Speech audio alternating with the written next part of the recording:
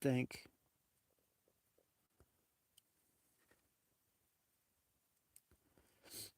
A little shorty, about 13 minutes 27 seconds. So we'll see what happens and like that. So, um, yeah. So this is Military Dutch Museum. Explore a lot of history and technology and stuff like that. Of course, if you found this live stream, you probably already know. Okay, let's go. Okay, let's unpack this. You sent us a fascinating document to dive into. It really is. It's like a time capsule, a look straight back to January 1970, specifically into the state of Soviet computing and cybernetics, but viewed through a very particular lens. And that lens is key, right? The source is volume 4, number 1 of the Soviet Cybernetics Review. But crucially, this wasn't a Soviet publication for Soviets. Exactly. It was actually a report prepared for the United States Air Force project RAND. So it's, Western analysis. Compiled from Soviet sources, looking at their progress at that exact moment. Yeah. Okay. So, our mission for this deep dive, I guess, is to extract the most important insights from this historical snapshot. What computing technology they were developing, how they were aiming to apply it across different parts of their society and economy, Right. and the challenges and questions they were grappling with, all according to this 1970 review. Let's start with the raw ingredients, then the actual computers themselves. This review mentions quite a lineup of different machines from back then. Yeah, and what's fascinating here is the sheer diversity it reveals. It's not like a single unified family of computers. These were machines developed by different design bureaus across the Soviet Union, often intended for slightly different things. Different purposes, yeah. You see mentions of large general purpose scientific machines, systems for data processing, and others specifically built for industrial process control. Can you give us a sense of some specific examples? I mean, the Mir 2 machine sounds surprisingly advanced for 1970. Yeah. Especially the mention of a light pen. Yes. The Mir 2 is highlighted, linked to academician Viktor Glishkov. Its standout feature was definitely that online graphic input terminal, using a light pen, which the source describes quite evocatively as an electric blackboard. An electric blackboard, huh? Yeah, it was designed primarily for engineering and scientific calculations, sort of building on the earlier Mir 1, which focused more on simplifying mathematical problems and, programming. Okay, what about the workhorse machines, the bigger systems? I see names like BESM and Ural pop up frequently in the review. Right. The BSM series were among their most powerful. The older BESM2, for instance, that was a vacuum tube machine, remember? Vacuum tubes, okay. It's cited with a speed of 10,000 operations per second and a 2K word core memory. 2K core memory. Those tiny magnetic rings, right? Exactly. Yeah. And 2K words wasn't huge, even for 1970.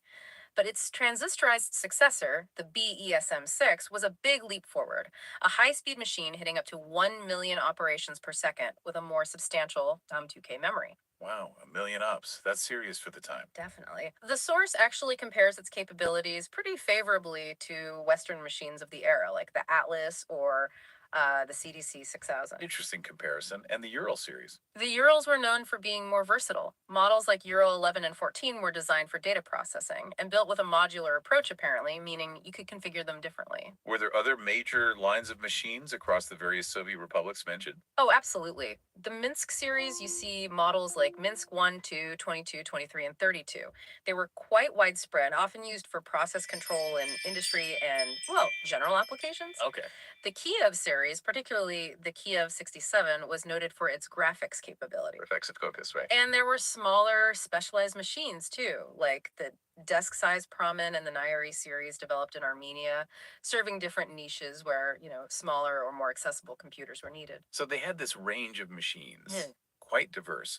Were they already thinking about the next big leap in hardware technology back in 1970? It seems so, yes. The document discusses the Ryad project, which was their plan for the third generation of Soviet computers. Third generation, so integrated circuits. Exactly. These were intended to incorporate integrated circuits, aiming for significantly higher speeds, up to maybe 200, 300,000 operations per second, and planned for widespread production starting around 1975.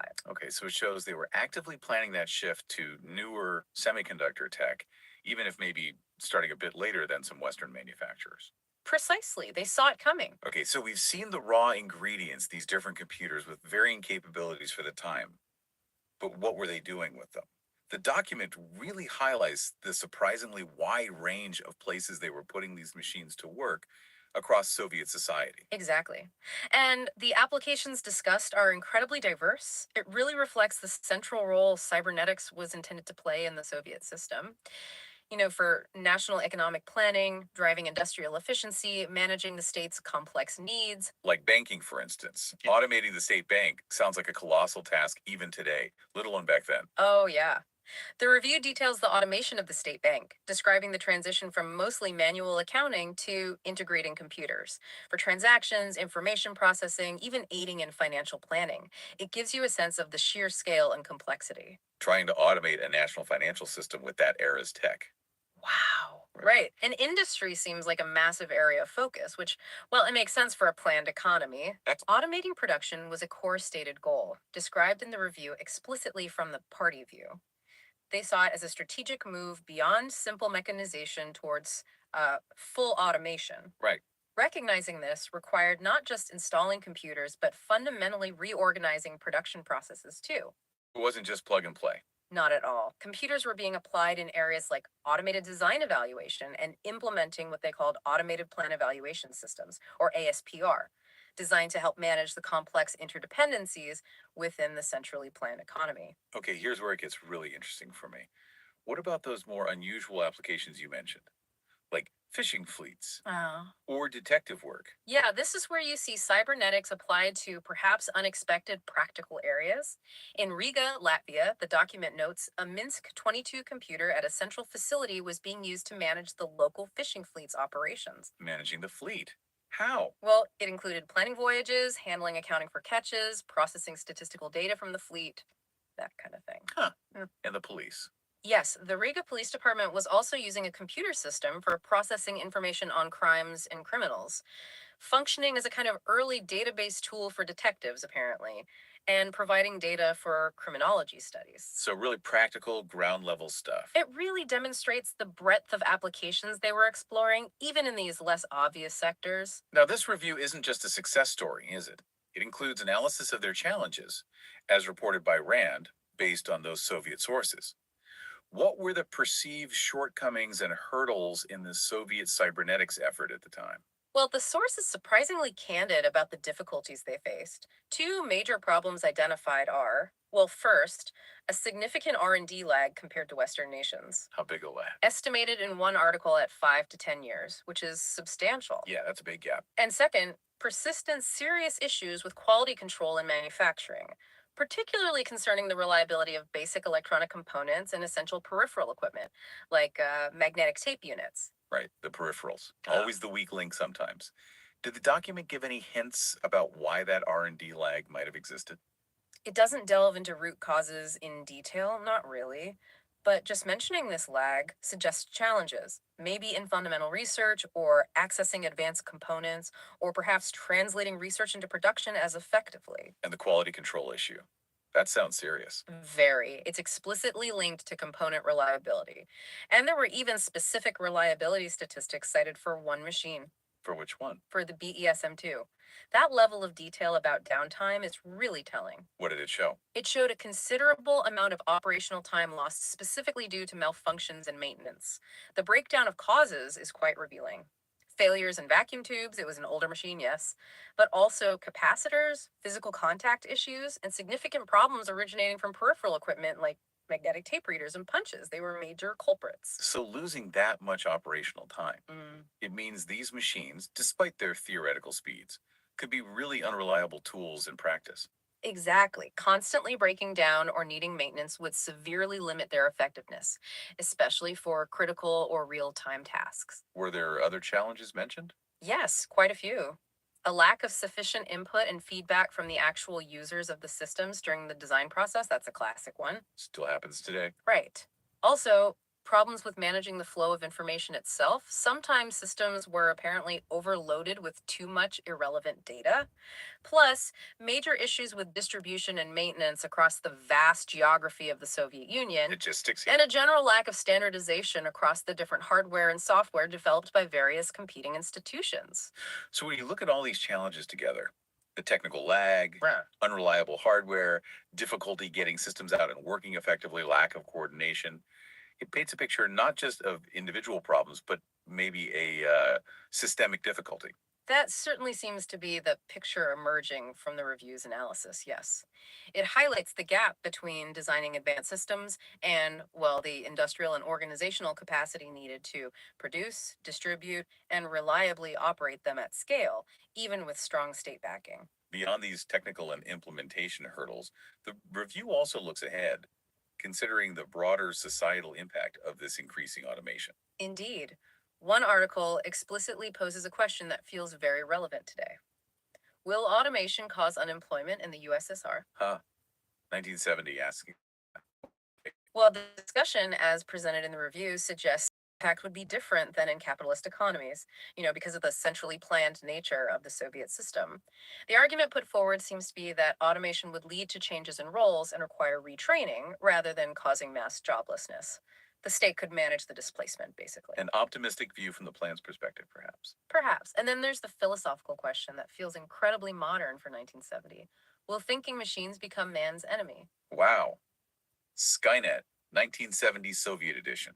Sort of. It really raises this important question they were grappling with even then about the nature of intelligence and the relationship between humans and increasingly sophisticated machines. What did they conclude? The article explores whether machines could ever possess human like qualities, like emotions or creativity, ultimately concluding they likely wouldn't become enemies in a human sense. Okay. It even touches briefly on experiments, like one on an emotional computer called IMIC. An emotional computer. EMIC. Yeah, suggesting attempts, however rudimentary, to simulate emotional responses even back then. Fascinating.